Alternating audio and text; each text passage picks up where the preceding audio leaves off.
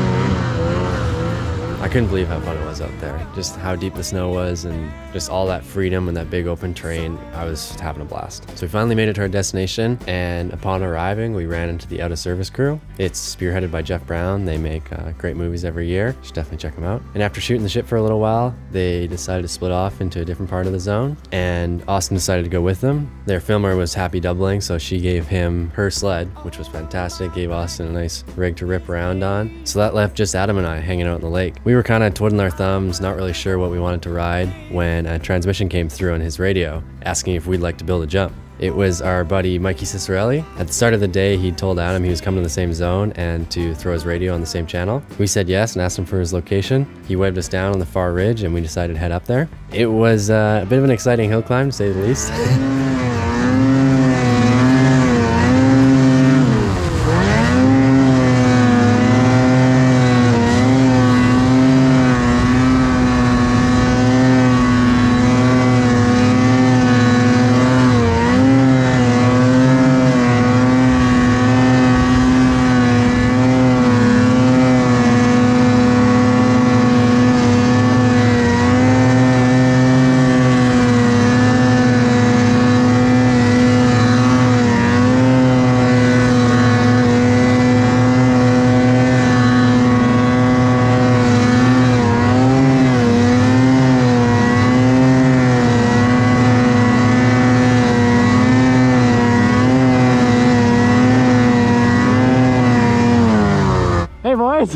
So the crew was our buddy Mikey, Mikey Renz, Mark Sollers, and Gabe Langlois.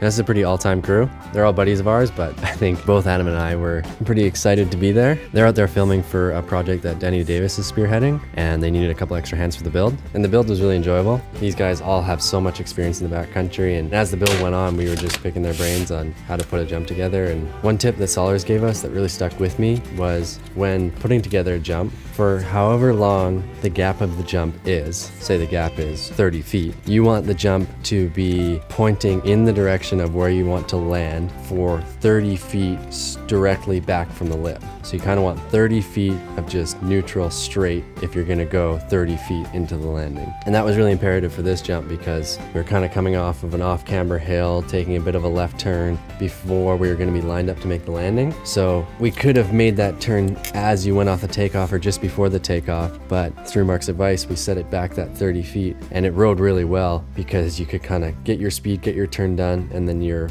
sort of flat base neutral, able to do all your setup turns. It was only Mikey, Adam, and I that were going to ride the jump this session, and Mikey started things off. He had a trick in mind for this hit and gave it a couple tries. I can't share any of those with you today. You'll have to watch Danny's movie when it comes out. All I can say is that guy's an exceptional snowboarder, and I can't believe some of the things he lands.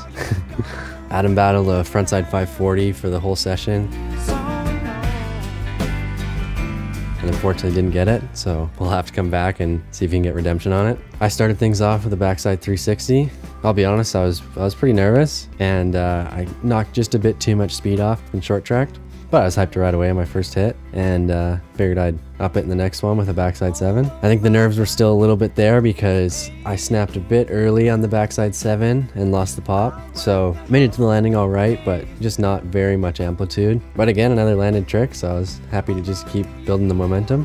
There's a couple tracks in the landing at this point. It was freshest more to the rider's right, so I decided to spin frontside to tuck into some of those fresh pockets on the right. I made sure to take a couple breaths at the top, try and just kind of hone in, get into flow. Then I dropped in, got my pop into the grab, and I knew right away, it just felt so good. I was holding, tweaking, and in my head I thought, oh God, just please land this. Stuck my board down, rode away, and it was just the greatest feeling of elation. I was so stoked, just all eating the snow, you know, laid over, and you could hear the boys clapping up above. And I could probably say that that's my first ever backcountry clip. It's nothing crazy, just a front 3, but I was super stoked to land it. I did not think the day was gonna turn out like this. I had no expectations leaving the parking lot, and to be riding a jump with that crew and just having so much fun and ending up with a clip like this, I was so stoked. Lucky is an understatement. That was my first deep day out in my new sled. I hope you enjoyed it, and I hope there's many more to come. Thanks for watching, and I'll see you in the next one.